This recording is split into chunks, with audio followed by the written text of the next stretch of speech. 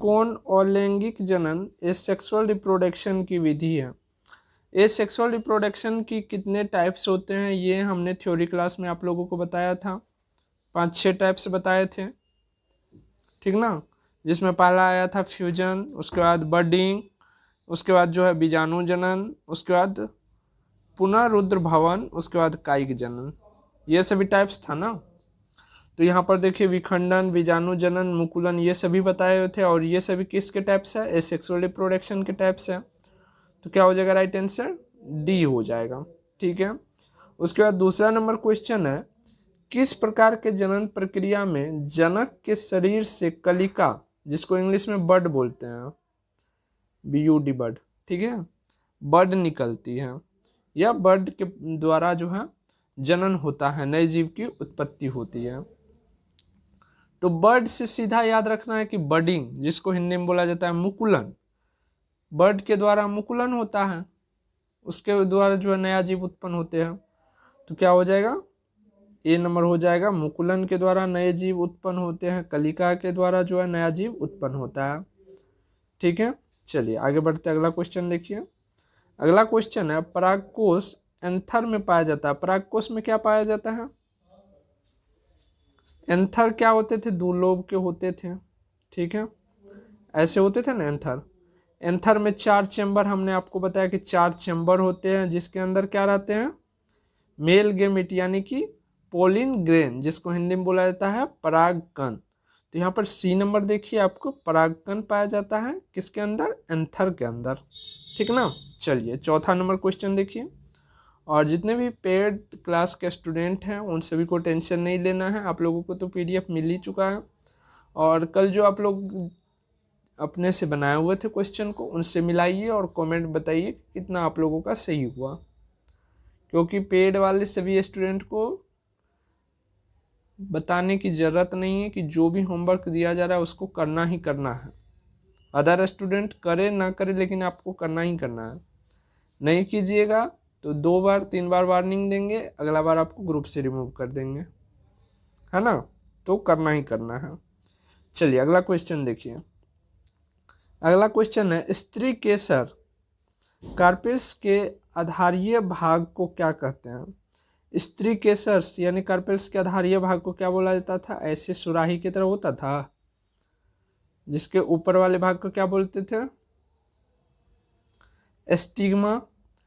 यहाँ पर नीचे में क्या हो जाता था? बीच वाला को क्या बोलते थे? ऊपर वाले को एस्टिग्मा, बीच वाले को स्टाइल और नीचे में ओवरी, जिसको हिंदी में क्या बोलते हैं? अंडाशय बोलते हैं। तो क्या है? स्त्री केसर यानी कि कार्पेल्स के आधारीय भाग को क्या कहते थे? यही हुआ आधारीय भाग। आधारीय भाग को क्या बोला जाता है? अंडाशय बोला जाता है। तो राइट आंसर क्या हो जाएगा? बी हो जाएगा। चलिए आगे बढ़िए, अगला क्वेश्चन देखिए। अगला क्वेश्चन है, पुंकेसर स्टेमेन के अग्रभाग को क्या कहते हैं? स्टेमेन के अग्रभाग को क्या कहा जाता है? परागकोश, ये एंथर वाला, यहाँ पर क्या हो जाएगा? बी नंबर हो जाएगा। 5 का आंसर क्या हो गया आपका? बी हो गया। चलिए आगे बढ़ते हैं, अगला क्वेश्चन देखिए। किसी को समझने में किसी प्रकार की दिक्कत हो रही है तो क्या वो थ्योरी क्लास कर चुके हैं? बताइए। अगर जो थ्योरी क्लास नहीं की है तो बाबू उनको थोड़ा सा यहाँ पर दिक्कत होगा, तो आप क्या कीजिएगा, इस क्लास खत्म होने के बाद आप थ्योरी वाले क्लास कर लीजिएगा। 2 क्लास थ्योरी में हो चुका है, उसके बाद फिर से क्वेश्चन प्रैक्टिस कीजिएगा। और आप जो है बायो वर्ल्ड के टेलीग्राम चैनल में जाइएगा तो वहाँ पर आपको ये सभी क्वेश्चंस की जो है PDF मिल जाएगी, जिस पर आप बार बार प्रैक्टिस कर सकते हो, ठीक है।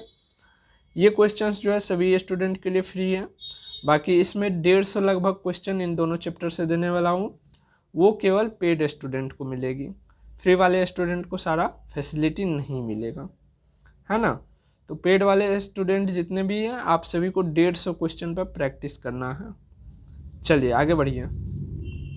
अगला क्वेश्चन है, निषेचन, जिसको इंग्लिश में बोलते हैं फर्टिलाइजेशन की क्रिया किस जीव में मुख्यतः होती है? फर्टिलाइजेशन की क्रिया किस जीव में होगी? जिसमें मेल पार्ट और फीमेल पार्ट सेपरेट होगा, उसी में होगा।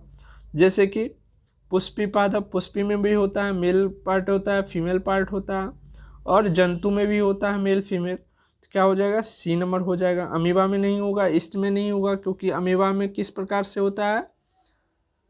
नए जीवों की उत्पत्ति बाइनरी फ्यूजन के द्वारा, और ईस्ट में किस प्रकार से होती है बताइए, बडिंग के द्वारा।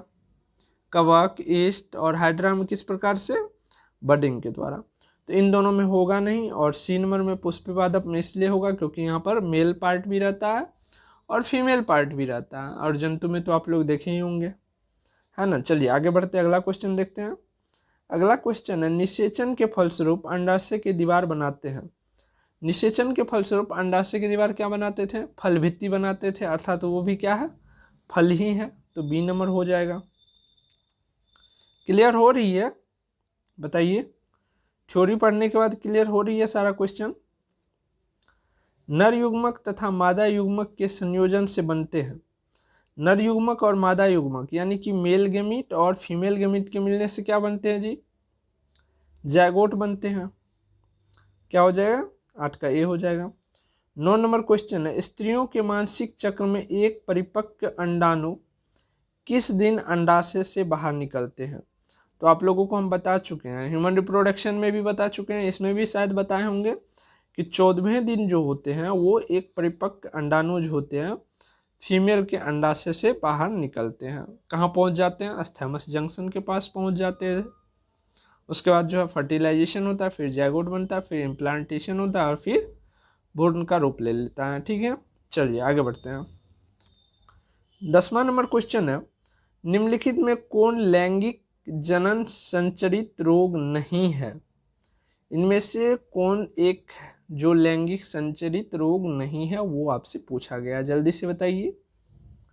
एड्स तो यौन संचरित रोग है, सभी लोग जानते होंगे, तो ये नहीं होगा। गोनोरिया ये भी यौन संचरित रोग है, सभी लोग जानते हैं।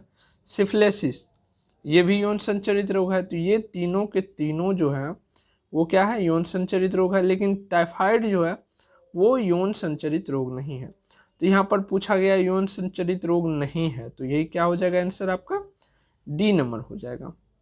क्लियर, कोई डाउट हो तो आप कमेंट में बताइए, आप लोगों की समस्या सुनी जाएगी, ठीक ना।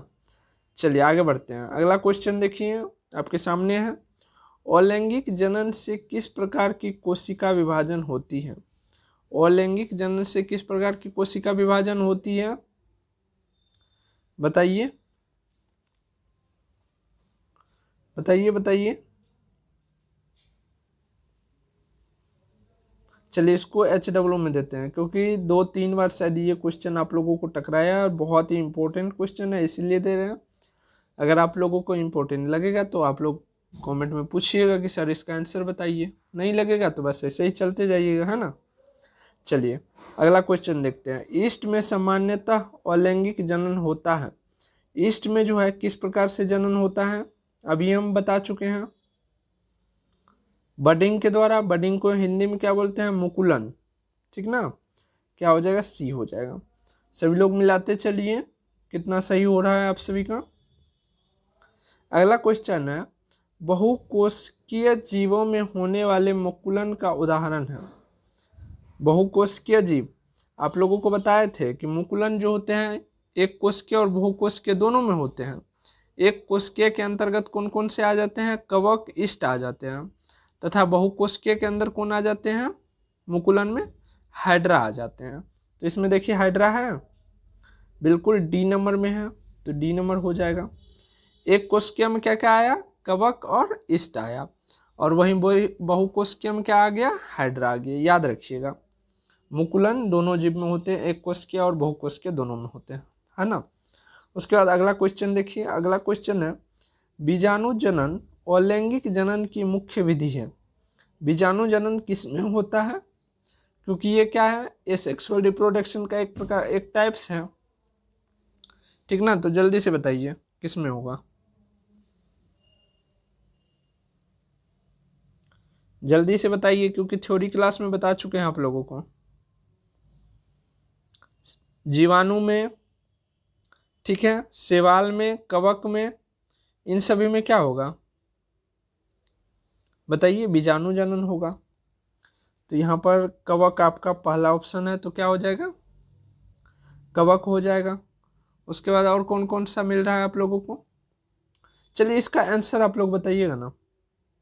थ्योरी में बताए हुए हैं बीजाणु जनन में, ऑप्शन भी दिए हुए हैं, जो जो इसके एग्जाम्पल होंगे वो भी बताए हुए हैं।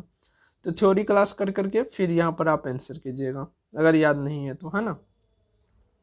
चलिए इसलिए हम नहीं बता रहे थे ना कि एक दो ऑप्शन और मिल रहा था, तो इसीलिए हम नहीं बताया।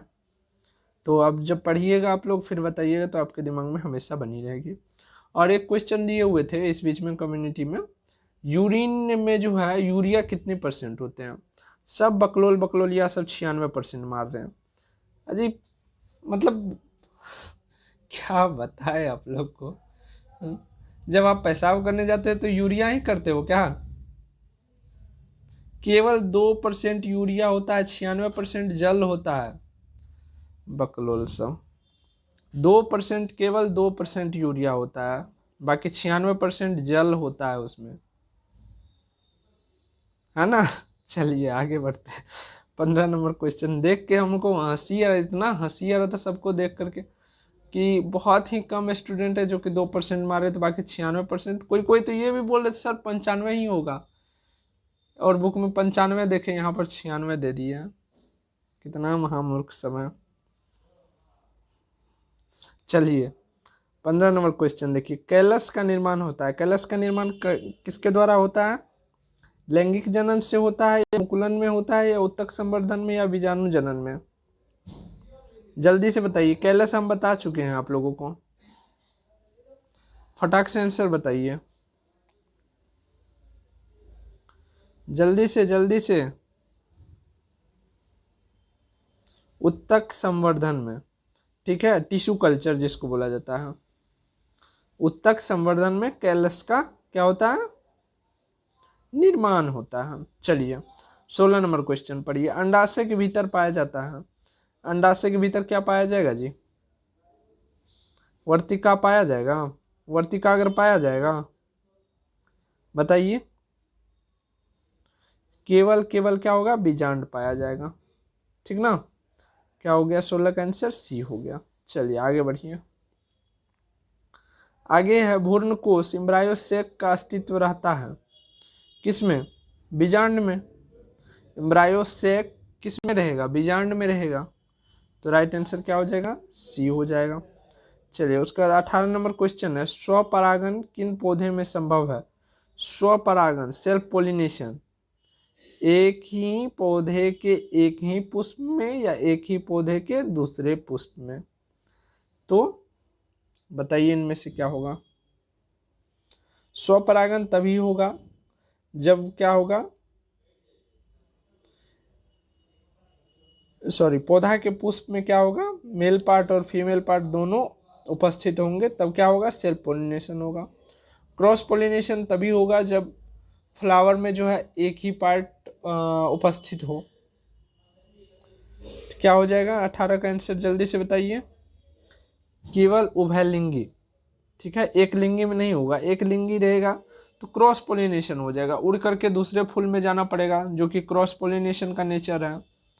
सेल्फ पोलिनेशन जो है बाइसेक्सुअल फ्लावर में होता है, ठीक ना। चलिए आगे बढ़ते हैं, अगला क्वेश्चन देखिए। अगला क्वेश्चन है आपका, मनुष्य में शुक्राणु तथा अंडाणु का निषेचन होता है। मनुष्य में शुक्राणु तथा अंडाणु का निषेचन होता है, ये उस चैप्टर से भी क्वेश्चन है इसमें बुआ, ठीक ना। ह्यूमन रिप्रोडक्शन से भी है, तो याद रखिएगा। मेल गेमीट और फीमेल गेमीट का ह्यूमन में कहाँ पर होता था, फ्लोपियन ट्यूब के स्थाइमस और एम्फुला जंक्शन के बीच होता था।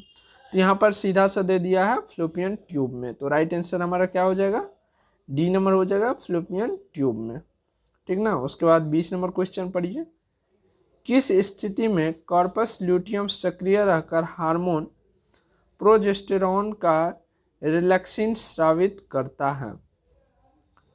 किस स्थिति में जो है कॉर्पस ल्यूटियम सक्रिय रहकर यानी कि एक्टिव रह करके हार्मोन प्रोजेस्टेरॉन तथा रिलैक्सिन का स्रावित करता है, किस स्थिति में, जल्दी से बताइए।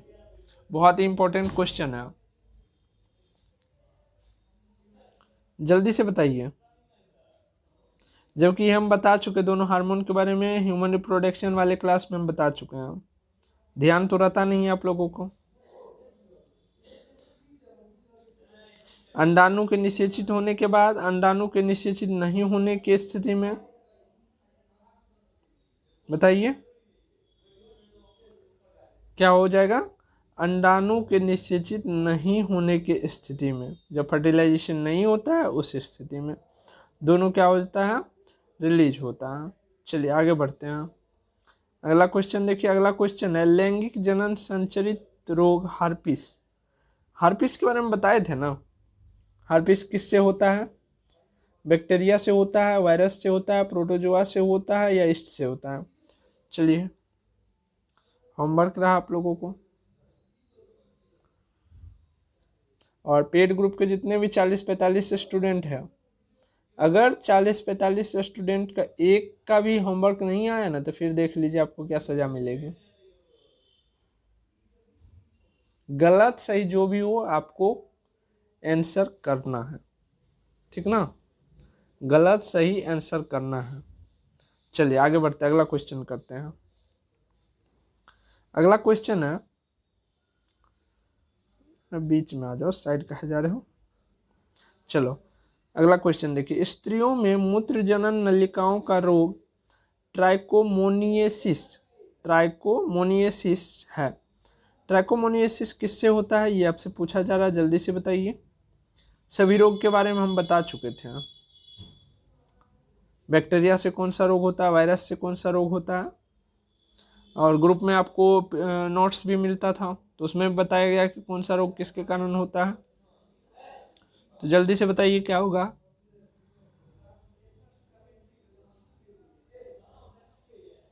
प्रोटोजोआ से होता है, ठीक है, प्रोटोजोआ से होता है, याद रखिएगा इसको हमेशा। चलिए, अंडो उत्सर्जन की क्रिया किस हार्मोन के कारण होता है। अंडो उत्सर्जन की क्रिया किस हार्मोन के कारण होती है, जल्दी से बताइए। LH के द्वारा, ठीक ना। चलिए नेक्स्ट क्वेश्चन देखिए, गर्भावस्था में किस हार्मोन की मात्रा सबसे ज़्यादा होती है। गर्भावस्था में सबसे ज़्यादा हार्मोन्स के लेवल किस हार्मोन के रहते हैं, सबसे ज़्यादा हाई लेवल, जल्दी से बताइए। प्रोजेस्टेरॉन के, ठीक ना, प्रोजेस्टेरॉन के।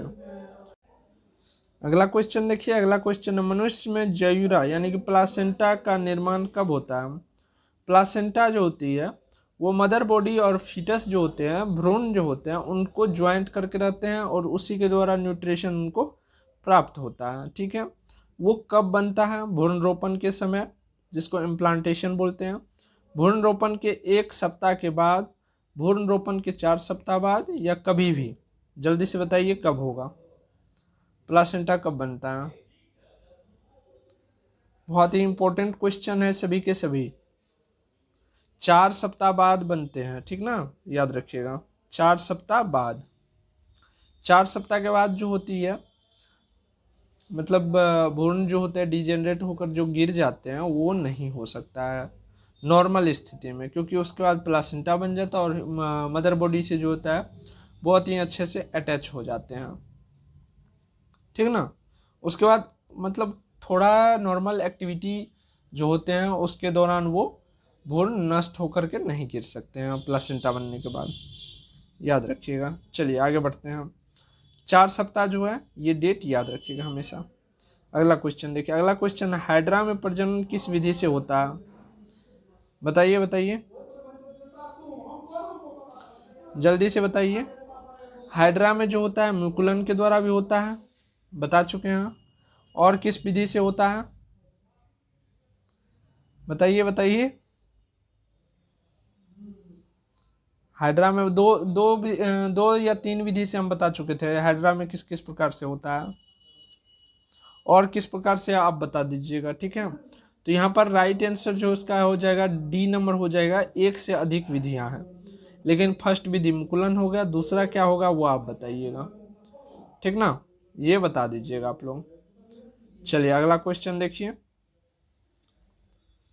अगला क्वेश्चन है 27 नंबर, हमारे रोग निरोधी क्षमता सबसे अधिक कौन प्रभावित करता है। HIV वायरस के बारे में हम आप लोग को बताए थे जब हम पढ़ा रहे थे ह्यूमन रिप्रोडक्शन, तो वहाँ पर HIV वायरस के बारे में बताए थे आप लोगों को कि HIV वायरस के कारण मरता नहीं है कोई आदमी। HIV वायरस क्या करता है, हमारे बॉडी का जो इम्यून सिस्टम होता है उसको नष्ट कर देता है, बर्बाद कर देता है। उसके बाद कोई भी नॉर्मल से भी आपको डिजीज हो, खांसी सर्दी भी हो, तो वो ठीक ही नहीं होता। उसी के कारण जो होता है पेशेंट की मृत्यु हो जाती है। HIV से मृत्यु नहीं होती है। तो क्या हो जाएगा, सी नंबर हो जाएगा। जो क्या करता है, केवल टू केवल हमारे निरोधी क्षमता, ठीक ना, उसको क्या करता है, इम्यून सिस्टम जो होता है उसको बर्बाद कर देता है, नष्ट कर देता है। चलिए 28 नंबर क्वेश्चन देखिए। 28 नंबर क्वेश्चन है, टेस्टिस में पाए जाने वाली नली को क्या कहते हैं? टेस्टिस में पाए जाने वाली नली को क्या बोलते हैं, जल्दी से बताइए। टेस्टिस से क्या होता है, स्पर्म निकलता है, जिसको हिंदी में स्पर्म को क्या बोलते हैं, शुक्राणु बोलते हैं। तो क्या बोलेंगे, शुक्राणु नली बोलेंगे। और शुक्राणु नली कौन कौन से हैं, तो हम बता चुके हैं, ठीक ना, ह्यूमन रिप्रोडक्शन में बता चुके हैं। तो क्या हो जाएगा आंसर, बी नंबर हो जाएगा। चलिए अगला पढ़िए, अगला क्वेश्चन। अगला क्वेश्चन है, संतान उत्पत्ति प्रसव क्रिया का नाम है। प्रसव क्रिया का नाम क्या है, पर्चुरेशन, ठीक ना, पर्चुरेशन, बी नंबर हो जाएगा, ठीक ना। चलिए अगला देखिए क्वेश्चन, स्त्रियों की गर्भ अवस्था कितने दिनों की होती है? आई थिंक सबको पता होगा ये, ठीक ना।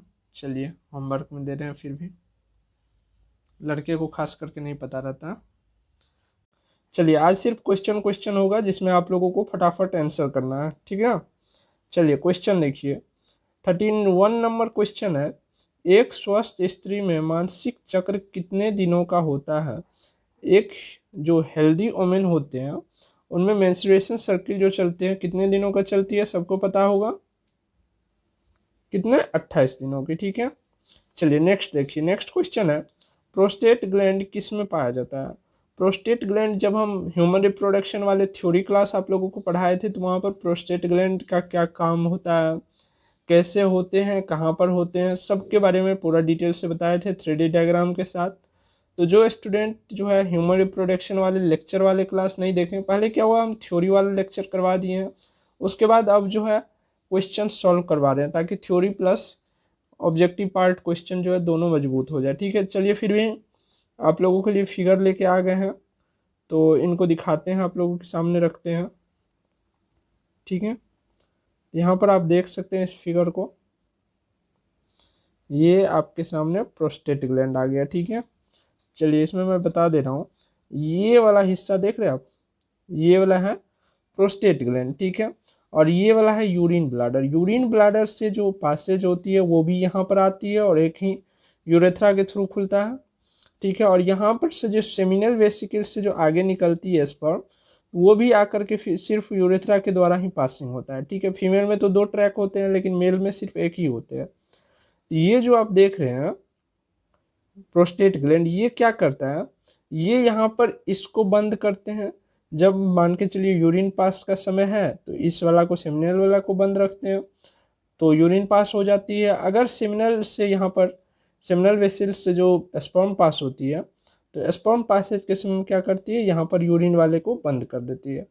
तो इसका काम यही होता है, किसको बंद करना किसको ओपन करना, अकॉर्डिंग टू एक्शन, जो एक्शन होती है हमारे बॉडी में जिस टाइप की, उसी अनुसार ये काम करता है, बंद करने और खोलने का काम करता है ये, ठीक है।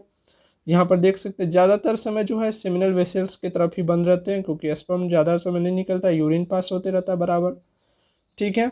और दोनों एक टाइम इसलिए नहीं हो सकता क्योंकि अगर यूरिन और स्पर्म दोनों एक साथ पास होगा तो यूरिन आप लोग को पता होगा कि एसिडिक मीडियम, एसिड होता है, उसमें पीएच मान उसका एसिडिक होता है, वो क्या करेगा, सभी स्पर्म को डेड कर देगा यानी कि किल कर देगा, ठीक है। समझ गए प्रोस्टेट ग्लैंड कहाँ पाया जाता है? तो क्या ये फीमेल में भी होगा? नहीं ना। चलिए ठीक है, हटा दे फिगर को। चलिए फिगर को हम हटा देते हैं, समझ गए होंगे आप लोग, ठीक ना। चलिए ये जो थोड़ा हो गया है इसको साइड कर लेते हैं ताकि सही से समझ आए। चलिए अब आंसर लगाइए इसका, प्रोस्टेट ग्लैंड किस में पाया जाता है देख लिया आप लोग।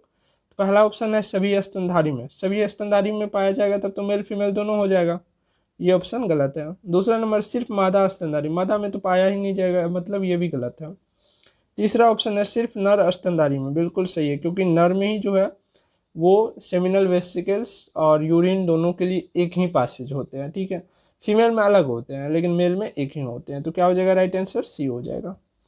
चलिए नेक्स्ट क्वेश्चन कीजिए फटाक से, नेक्स्ट क्वेश्चन कीजिए।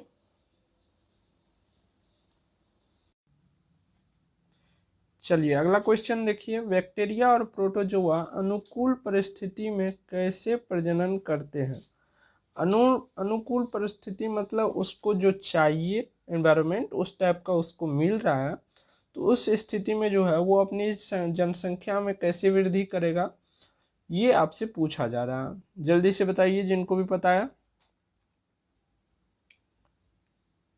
द्विखंडन विधि द्वारा, ठीक है, बराबर भाग में बट जाएगा, पेरेंटल बॉडी से दो डॉटर बॉडी में बन जाएगा, अनुकूल फेवरेबल कंडीशन में, ठीक है। क्या हो जाएगा राइट आंसर, ए हो जाएगा। नेक्स्ट क्वेश्चन देखिए, इनमें से कौन केवल एक बार अपने जीवन काल में पुष्प पैदा करता है। पूरे जीवन काल में जो है सिर्फ एक बार पुष्प पैदा करने वाला कौन सा ऑप्शन है आपका, देखिए बांस, लीची, आम। लीची तो आप देखते होंगे प्रत्येक साल फलता है, आम भी प्रत्येक साल फलता है और जामुन भी फलता है, ठीक है। ऐसे भी ऑप्शन देख करके आपको नहीं पता तो भी आप दिमाग लगा सकते हैं, ठीक है। लेकिन एक्चुअल आंसर बांस ही होता है, क्योंकि बम्बू जो है पूरे अपने जीवन काल में सिर्फ एक बार फूल देता है, ठीक है। तो आपका आंसर हो गया ए। चलिए नेक्स्ट क्वेश्चन देखिए, नेक्स्ट क्वेश्चन है आपका, निम्नांकित में से किसमें 12 वर्ष में केवल एक बार पुष्प खिलते हैं। सबको पता होगा, जल्दी से बताइएगा। सिर्फ 12 वर्ष में एक बार खिलते हैं, और ये जो है क्लास 12 के एनसीईआरटी के लाइन है, ठीक है। क्लास 12 के एनसीईआरटी के लाइन है। जो लोग भी एनसीईआरटी पढ़ते होंगे, क्योंकि मैं बार बार बोल रहा हूँ कि एनसीईआरटी पढ़ा कीजिए पढ़ा कीजिए, तो एनसीईआरटी में देखिएगा नील कुरेंजी है जो केवल एक बार 12 वर्ष में पुष्प देते हैं, ठीक है। चलिए होमवर्क यहाँ से दे रहा हूँ कि लास्ट बार इसका कब पुष्प आया था और आने वाले कब है। लास्ट बार जो है नील कुरेंजी का फूल कितने ईस्वी में देखा गया था। चलिए आगे बढ़ते हैं, अगला क्वेश्चन देखिए। अगला क्वेश्चन, इनमें से किसे बंगाल का आतंक कहा जाता है, जल्दी से बताइएगा। बता चुके हैं इन क्वेश्चन के बारे में भी, बहुत ही अच्छा से बता चुके हैं कि जलकुंभी क्या कर रहा है अभी। जलकुंभी को जो है सुंदरता के लिए पुष्प के रूप में लाया गया था, लेकिन ये इतनी ज़्यादा जनसंख्या बढ़ा लेते हैं बहुत ही कम टाइम में, और तालाब हो, पोखर हो, झील हो, जहाँ भी हो, क्या करते हैं कि वाटर में जो ऑक्सीजन रहते हैं उसको सक कर लेते हैं, ठीक है। वाटर के ऑक्सीजन को सक करके, पूरा वाटर के ऑक्सीजन को लगभग 90% ऑक्सीजन को सक कर लेते हैं। और मछली जो होते हैं वो आपको पता है कि जल में ही सांस लेती, अर्थात क्या करती है, और जल में जो घुलित ऑक्सीजन रहते हैं उन्हीं को वो गिल्स के द्वारा अपने श्वसन क्रिया में लेती है। तो जब पानी में ऑक्सीजन का लेवल ही खत्म हो जाएगा तो क्या मछली जिंदा रह पाएगी, नहीं रह पाएगी। इसके कारण क्या हो रहा है, मछली मरती जा रही है। और आप लोगों को पता होना चाहिए बंगाल का जो प्रिय भोजन या मुख्य भोजन माना जाता है, मछली भात को माना जाता है, ठीक है, मच्छी भात बोला जाता है। तो वहाँ के जो है आम जनजीवन पर बहुत प्रभाव पड़ा है जलकुंभी आने से, क्योंकि ये बहुत जल्दी तालाब में फैल जाता है, रातों रात आधा तालाब में फैल जाएगा, ठीक है। जिसके कारण वहाँ के मछली उत्पादन भारी गिरावट आया है, जिससे जो है वहाँ पर तबाही मच गई है। इसीलिए इसको जो है बंगाल का आतंक का नाम दे दिया गया, किसको, जलकुंभी को। इसको इंग्लिश में वाटर हैसिंथ बोलते हैं, ठीक है। तो राइट आंसर हो गया आपका बी। चलिए नेक्स्ट क्वेश्चन देखिए, ठीक है। नेक्स्ट क्वेश्चन है आपका, इनमें किस समुदाय के पौधे में निषेचन के लिए जल माध्यम आवश्यक है। निषेचन बोले तो फर्टिलाइजेशन, ठीक है, फर्टिलाइजेशन के लिए जल माध्यम। लेकिन अगर पौधे में बात हो रही है तो यहाँ पर हम फर्टिलाइजेशन की जगह पर अगर पॉलिनेशन की टर्म को रखें या शब्द को रखें तो ज़्यादा उचित होगा, ठीक ना। तो इनमें से किस समुदाय के पौधे में पॉलिनेशन के लिए जल माध्यम की आवश्यकता है, तो जल्दी से बताइएगा। जल माध्यम की आवश्यकता उसी में होगी जो पौधे जल में पाए जाएंगे, है ना। तो शैवाल, ब्रायोफाइटस, टेरिडोफाइटस, इनमें से सभी क्या होगा, जल्दी से बताइए। ये सभी के सभी जल में पाए जाते हैं, ठीक है। क्या हो जाएगा राइट आंसर, डी हो जाएगा। सभी के सभी, डी ऑल। ये सभी जल वाले जलीय पौधे हैं। तो इन सभी में क्या होगा, फर्टिलाइजेशन बोलिए या पोलिनेशन के लिए जल माध्यम की आवश्यकता होगी, ठीक ना। चलिए नेक्स्ट क्वेश्चन देखिए, बहुत सारे क्वेश्चंस करने वाले हैं, तो सभी स्टूडेंट पूरे तैयार से और कॉन्शियस होकर के सारे क्वेश्चंस करें। और जो भी स्टूडेंट आंसर जानते हैं तो आप लोग अपना कमेंट में आंसर जरूर दीजिए, ठीक है। नेक्स्ट क्वेश्चन है, किसमें जनक कोशिका दो भागों में विभाजित होकर नए जीवों को जन्म देती है?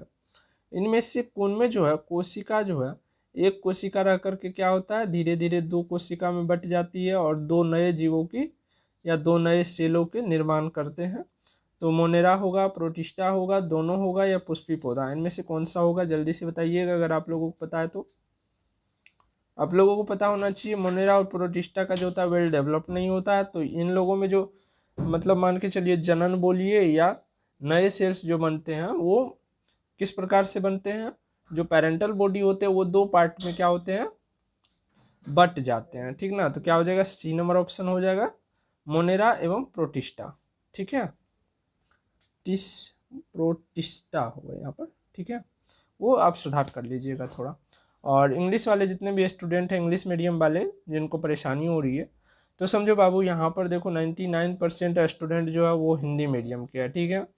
और आप लोगों को इस वीडियो में देखने को मिलेगा मोनेरा प्रोटिस्टा वगैरह जो टर्म यूज हो जा रही है, यहाँ पर मैं हिंदी में लिखा हूँ लेकिन ये इंग्लिश टर्म है। अगर आप लोग देखिएगा तो बहुत सारे यहाँ पर मिक्स मिलेंगे, ठीक है।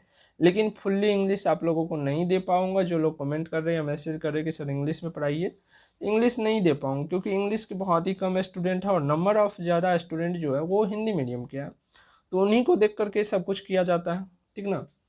अगर आप लोगों को करेंगे तो यहाँ पर ज़्यादा से ज़्यादा स्टूडेंट को छूट जाएगा, तो हिंदी में ही करना पड़ता है। चलिए आगे बढ़ते हैं, अगला क्वेश्चन करते हैं। अगला क्वेश्चन है, बडिंग द्वारा जनन किस में होता है?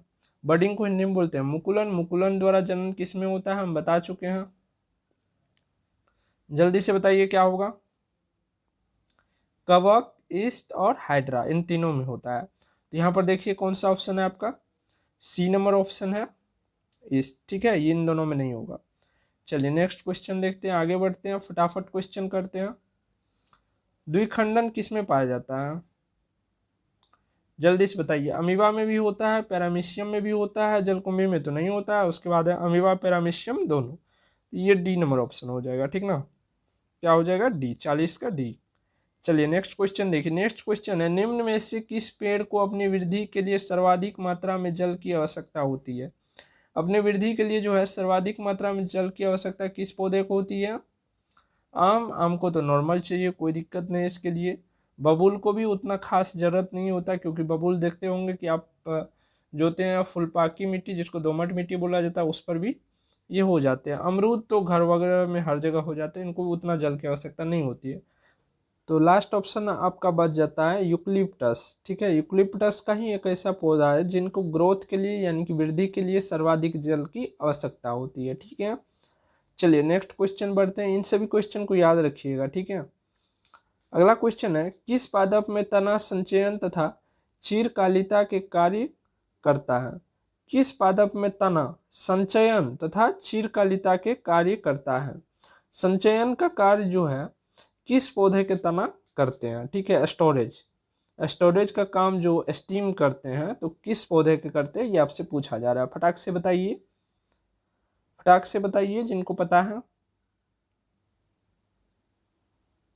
हल्दी के पौधे, ठीक है। हल्दी का कौन सा भाग खाया जाता है? तना वाला भाग, याद रखिएगा। हल्दी का कौन सा भाग? तना वाला भाग है खाने योग्य, ठीक ना। चलिए नेक्स्ट क्वेश्चन देखिए।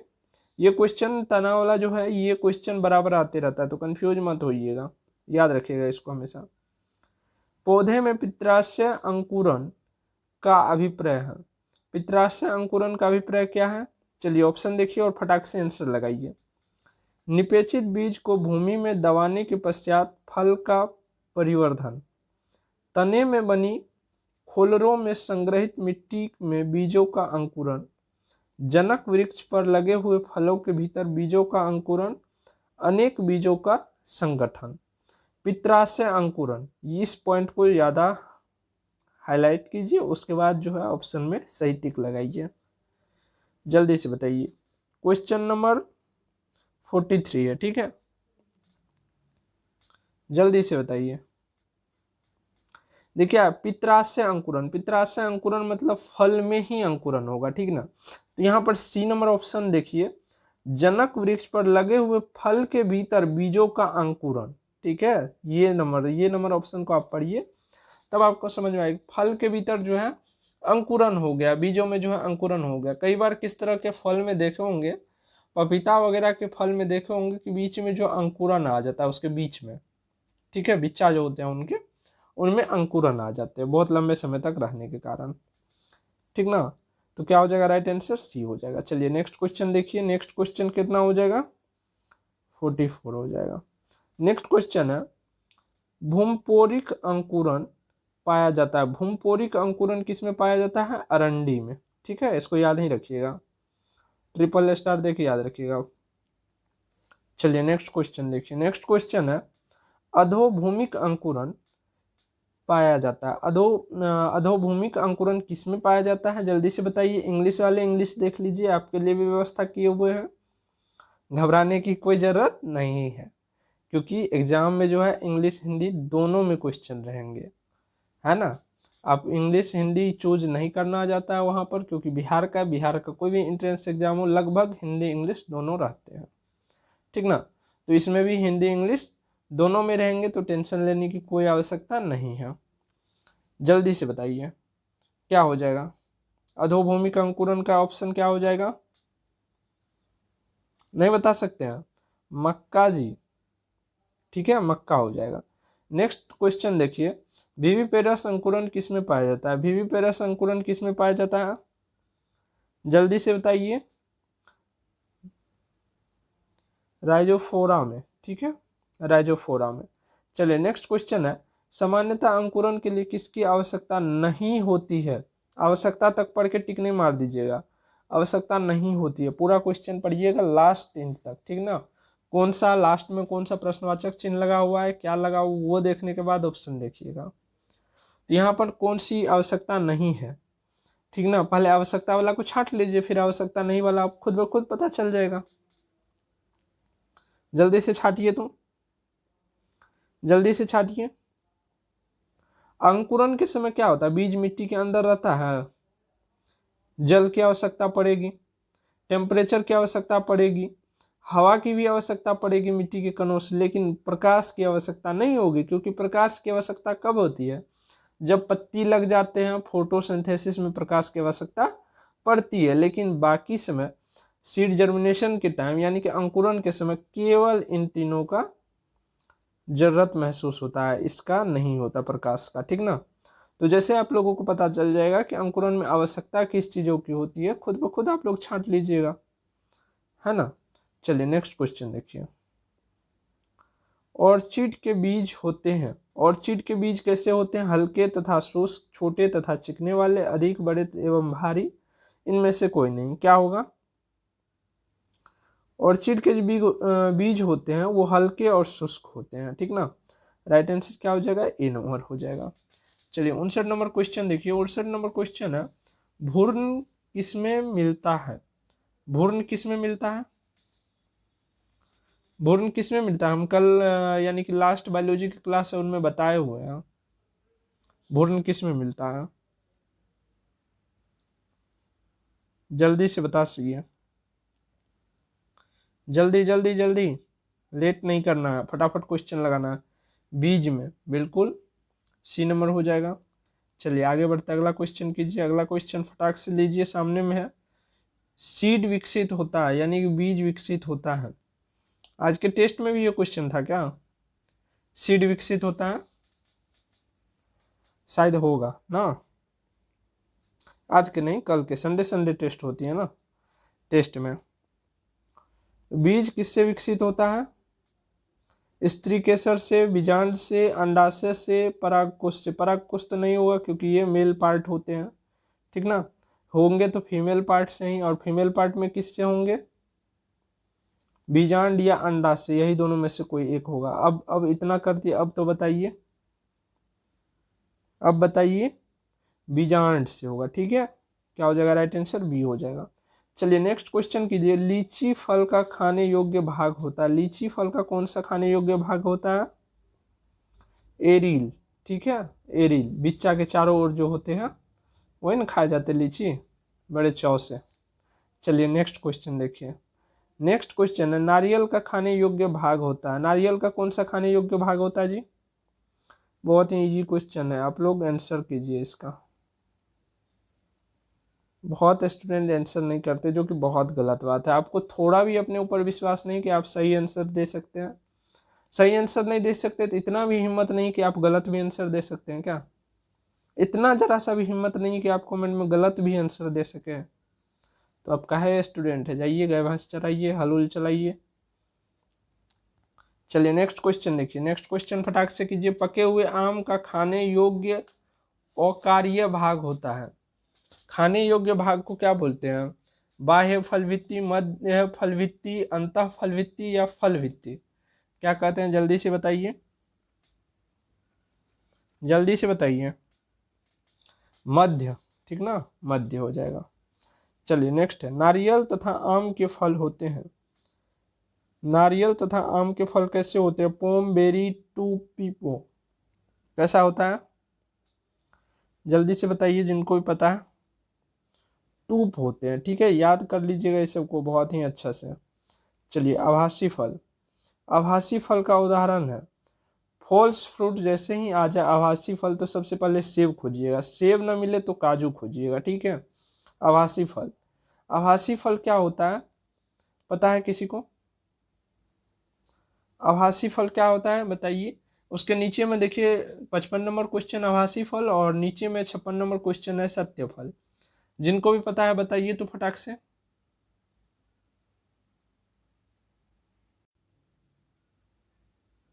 चलिए बताते हैं आप लोगों को। जैसे पहले आभासी फ्रूट का जो बाद में बताते हैं, पहले सत्य फल का बताते हैं।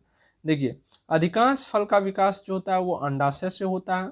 अंडाशय से विकसित हुआ फल जो है वो सत्य फल यानी कि ट्रू फ्रूट कहलाता है, ठीक है। और जब फल का विकास अंडाशय के अतिरिक्त फूल के अन्य किसी भाग से होता है, क्या अंडाशय के अतिरिक्त फूल के अन्य किसी भाग से फल का निर्माण होता है तो उसे क्या बोलते हैं? असत्य फल या फॉल्स फ्रूट बोलते हैं, ठीक है। फॉल्स फ्रूट के एग्जाम्पल कौन कौन से हैं? एक तो मोस्ट एग्जाम्पल जो है सेब है, उसके बाद क्या है? काजू, ठीक है। दो याद रखिएगा, सेब और काजू। ज़्यादा हार्ड दे तो काजू, नहीं तो सिंपल में सेब दे देगा, ठीक ना। तो आपका ऑप्शन कौन सा हो गया? ए वाला हो गया। चलिए 56 नंबर लगाइए। 56 नंबर है, एक सत्य फल ट्रू फ्रूट परिवर्तित होते हैं। ट्रू फ्रूट जो होते हैं किस में परिवर्तित होते हैं? अभी हमने आपको बताया कि ट्रू फ्रूट का विकास कैसे होता है? अंडाशय से होता है। तो अंडाशय क्या होता है? फल में परिवर्तित हो जाते हैं। तो राइट आंसर क्या हो जाएगा? ए नंबर हो जाएगा। चलिए आगे बढ़े। चलिए अगला क्वेश्चन कीजिए, फटाक से, फटाक से कीजिए अगला क्वेश्चन। निम्न में से किस एक की खेती पौधा का प्रतिरोपण करने की जाती है? प्रतिरोपण करके की जाती है, जल्दी से बताइए कौन सा होगा? प्रतिरोपण दोबारा रोपने के बाद, ठीक ना। मक्का, प्याज, सोरगम, सोयाबीन, क्या हो जाएगा? अरे मतलब एक बार उसका बीज गिराइए, फिर पौधा के रूप में उत्पन्न हुआ, फिर उसको रोपिए। अधिकतर आप धान देखते होंगे ऐसा करते हुए। उसके बाद प्याज देखते हैं कि नहीं, पहले बीज ला करके मार्केट से गिराया जाता है, फिर बीज आने के बाद उसमें जो पौधा आते हैं छोटे छोटे, फिर उनको जो है दूसरे जगह मिट्टी में लगाया जाता है, ठीक है। इसी को बोलते हैं प्रतिरोपण। रोपने के बाद पुनः रोपा जाता है, ठीक है। राइट आंसर क्या हो जाएगा? सी हो जाएगा। चलिए नेक्स्ट क्वेश्चन देखिए। गुद्देदार थैलामस किस में खाने योग्य होता है? थैलामस जो होते हैं किस में खाने योग्य होते हैं? आम, संतरा, टमाटर, सेब, किस में? थैलामस, थैलामस खाने वाले योग्य हो गए, मतलब खाने वाले भाग हो गए, मतलब समझ जाइए ये क्या है? फॉल्स फ्रूट यानी कि असत्य फल होगा, क्योंकि यहाँ पर ओवरी नहीं हो रहा है, ठीक ना। यहाँ पर थैलामस खाने योग्य है। थैलामस खाने योग्य कौन सा इसमें है? आम का तो मध्य भाग खाया जाता है। नेक्स्ट ऑप्शन बच गया आपके सामने संतरा, टमाटर, सेब, तो क्या हो जाएगा? सेब हो जाएगा, ठीक है, क्योंकि सेब असत्य फल है। और यहाँ पर थैलामस, थैलामस से विकसित हुआ फल क्या हो जाएगा? असत्य फल हो जाएगा, क्योंकि अंडाशय से विकसित हुआ फल ही सिर्फ सत्य फल माना जाता है। बाकी कहीं से भी विकसित हो क्या हो जाएगा? असत्य फल माना जाएगा, ठीक ना। चलिए नेक्स्ट क्वेश्चन देखिए। मजा आ रहा है कंसेप्ट के साथ पढ़ने में?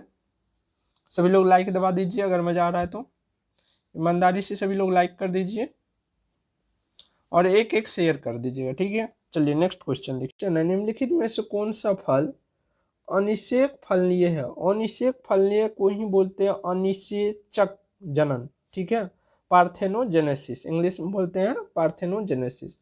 पार्थेनोजेनेसिस में क्या होता है, विदाउट फर्टिलाइजेशन के क्या होता है, अंडाशय में वृद्धि हो जाती है जिसके कारण अंडाशय फल का रूप ले लेता है और इस प्रकार के फल में बीज नहीं पाया जाता है।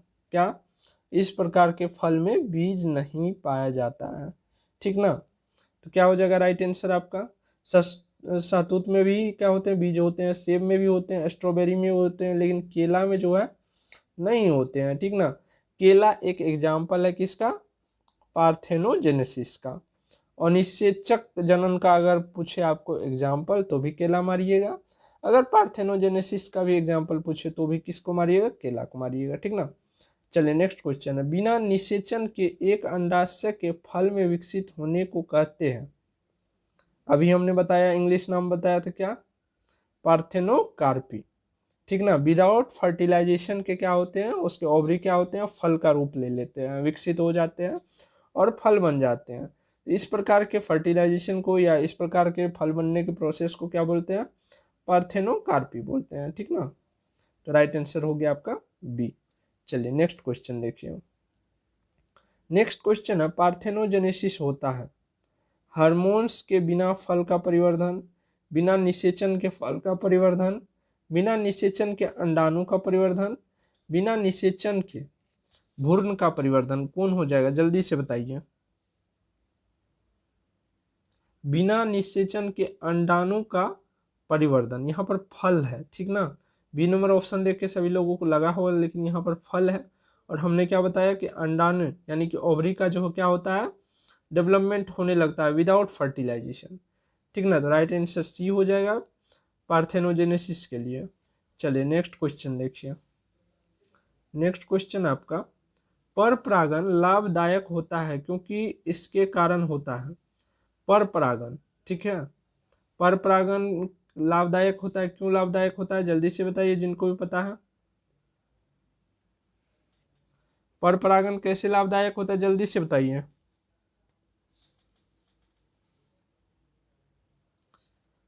पर परागण मतलब क्या हुआ, एक पौधे के नर भाग रहेंगे तो बहुत दूर के दूसरे पौधे के मतलब मादा भाग पर आकर के यानी कि फीमेल पार्ट पर आकर के फर्टिलाइजेशन करेंगे, ठीक है। जैसे ही नस्ल चेंज होगा तो क्रॉसिंग होगा, ठीक ना, दो डिफरेंट स्पीसीज या दो डिफरेंट कैरेक्टर के साथ क्रॉस होगा और जब दो डिफरेंट कैरेक्टर के साथ क्रॉस होता है तो हाइब्रिड बनता है, ठीक है। उसमें संतान या फसल जो भी होती है वो अच्छी होती है, ठीक ना। तो यहाँ पर पहला ऑप्शन नर संतान की निर्माण, कोई गारंटी नहीं है कि नर ही हो। दुर्बल संतान नहीं होता, जब सेल्फ होता है यानी कि खुद से ही एक ही पौधे एक ही पुष्प के नर पार्ट और फीमेल पार्ट अगर एक ही में हो तो सेल्फ पोलिनेशन होता है, तो उसमें दुर्बल संतान होते हैं, ठीक है। लेकिन ये क्रॉस पोलिनेशन जो दूर जाकर के दूसरे पुष्प में होते हैं तो उसके संतान जो होते हैं वो बहुत ही अच्छे होते हैं, ठीक है, यानी कि हाइब्रिड प्राप्त होते हैं, जैसे कि अभी हमने बताया आपको। चलिए नेक्स्ट क्वेश्चन देखते हैं। नेक्स्ट क्वेश्चन है, जो परागण बंद पुष्पों में होता है कहलाता है। अभी हमने बताया आप लोगों को, ठीक है, और वैसे क्लास में भी इसको बता चुके हैं। जो परागण यानी कि पोलिनेशन बंद पुष्पों में क्लोज फ्लावर में जो होता है वो क्या कहलाता है, क्लोज फ्लावर में हो रहा है, मान के चलिए ये फ्लावर है, ये मेल पार्ट हो गया और ये फीमेल पार्ट हो गया, ठीक ना, और ये फ्लावर क्या है, बंद है और एक ही में हो रहा है, एक ही में हो रहा है तो क्या हो जाएगा, सेल्फ पोलिनेशन वाला सिस्टम आ जाएगा। और सेल्फ पोलिनेशन को क्या बोलते हैं, क्लिस्टोगेमी, ठीक ना। बंद फ्लावर में बंद पुष्प में हो तो उसे क्या बोलेंगे, क्लिस्टोगेमी बोलेंगे, ठीक। चलिए नेक्स्ट क्वेश्चन देखिए, नेक्स्ट क्वेश्चन है, जल द्वारा परागण कहलाता है। जल द्वारा परागण, जल यानी कि जल के द्वारा जो पोलिनेशन होता है, एक पुष्प जो है पानी में यहाँ है और दूसरा पौधा यहाँ है, तो इसका जो पॉलीग्रेन है वो नीचे पानी में गिर गया और तैरते तैरते तैरते तैरते आया और इसके जो होते हैं फीमेल वाले पार्ट पुष्प में वो पानी से ऊपर नहीं रहते हैं ये, ठीक है, पानी के सतह पर ही रहते हैं, तैरते रहते हैं पुष्प इन सभी पौधे के, वो इसके फीमेल पार्ट पे आ जाता है, उसके बाद फर्टिलाइजेशन होता है। तो इस प्रकार के पोलिनेशन को क्या कहा जाता है? जूफिली, एंटीमोफिली, हाइड्रोफिली, एनिमोफिली, क्या बोला जाता है? जल्दी से बताइए। आज संडे के टेस्ट में भी यहाँ से क्वेश्चन होगा आप लोगों को, क्योंकि ये क्वेश्चन सब बहुत ज़्यादा इंपॉर्टेंट है, ये पूछा जाता है ये क्वेश्चंस। जल्दी से बताइए क्या होगा? हाइड्रोफिली, ठीक है। जल के बारे में जब बात हो तो हाइड्रो लगा रहता है, ये टर्म को पकड़िएगा। तो जल के द्वारा होने वाले पोलिनेशन को क्या बोलते हैं? हाइड्रोफिली बोलते हैं। चलिए नेक्स्ट देखिए। नेक्स्ट क्वेश्चन है, ऑर्निथोफिली परागन होता है। ऑर्निथोफिली परागन जो किसके द्वारा होता है? पक्षियों के द्वारा, चमगादड़ों के द्वारा, वायु द्वारा, मानव द्वारा? किसके द्वारा होता है? फटाक से बताइए। ऑर्निथोफिली जो होता है वो किसके द्वारा होता है? पक्षियों के द्वारा होता है। राइट आंसर क्या हो जाएगा? ए नंबर हो जाएगा, ठीक है। चलिए आगे बढ़े। जूफिली परागन होता है। जूफिली परागन, जू यानी कि जूलॉजी, जूलॉजी मतलब जंतु विज्ञान, तो जंतु के द्वारा होने वाले परागन को क्या बोलेंगे? जूफिली बोलेंगे, यानी कि ए नंबर हो जाएगा जंतु के द्वारा, ठीक है। चलिए ये क्वेश्चन भी शायद आपके टेस्ट में होगा। चमगादड़ों द्वारा परागन कहलाता है। चमगादड़ के द्वारा होने वाले पोलिनेशन क्या कहलाते हैं? जल्दी से बताइए। डी नंबर हो जाएगा चिरेप्टोरोफिली, ठीक है। चलिए नेक्स्ट क्वेश्चन करें। नेक्स्ट क्वेश्चन करते हैं। नेक्स्ट क्वेश्चन है, एंटीमोफिली परागन है। एंटीमोफिली परागन किसके द्वारा होता है? ये हम बता चुके हैं, ठीक है, थ्योरी वाले क्लास में हम बता चुके हैं। चलिए इसका आंसर आप लोग बताइएगा। नेक्स्ट क्वेश्चन है, एनिमोफिली। एनिमोफिली परागन है। एनिमोफिली किसके द्वारा होता है? जल्दी से बताइए। तो एनिमोफिली जो होते हैं वायु के द्वारा होने वाले पोलिनेशन यानी कि परागन, वायु के द्वारा होने वाले परागन को क्या बोलते हैं? एनिमोफिली बोलते हैं। जैसे इसके अगर एग्जाम्पल पूछे तो मक्का याद रखिएगा, ठीक है। इसके एग्जाम्पल क्या हो जाएंगे? मक्का। बहुत दूर दूर तक जाकर के मक्के के पौधे में पोलिनेशन होता है, ठीक ना। चलिए नेक्स्ट क्वेश्चन देखते हैं। फटाफट क्वेश्चन कीजिए, क्वेश्चनों की संख्या बहुत ज़्यादा है। परागकोश से वर्तिकाग्र तक पराग का स्थानांतरण कहलाता है। परागकोश यानी कि एंथर से वर्तिकाग्र यानी कि स्टिग्मा। एंथर क्या हो गया? मेल पार्ट हो गया, और वर्तिकाग्र यानी कि स्टिग्मा जिसको इंग्लिश में बोलते हैं वो क्या हो गया? फीमेल पार्ट हो गया। तो मेल पार्ट से फीमेल पार्ट तक पराग यानी कि पोलिन ग्रेन जिसको बोलते हैं इंग्लिश में, पोलिन ग्रेन का ट्रांसफर क्या कहलाता है? पॉलिनेशन यानी कि क्या कहलाता है? परागन कहलाता है, ठीक है। Transfer of pollen grain from anther to stigma is called pollination, ठीक ना। परागकोश से वर्तिकाग्र तक पराग का स्थानांतरण परागन कहलाता है, ठीक। थ्योरी से आप लोगों को कंफर्म होगा ही पता। चलिए नेक्स्ट क्वेश्चन देखिए। नेक्स्ट क्वेश्चन है, जीवन चक्र की दृष्टि से नीचे का सबसे महत्वपूर्ण अंग है। जीवन चक्र की दृष्टि से सबसे नीचे का महत्वपूर्ण अंग कौन सा है? बताइए फटाक से बताइए बताइए। पुष्प, ठीक है।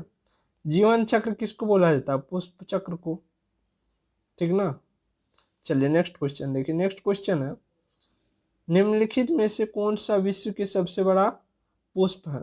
विश्व का सबसे बड़ा पुष्प कौन सा है? चलिए ये होमवर्क में दे रहे हैं आप लोगों को, ठीक ना। चलिए आगे बढ़ते हैं।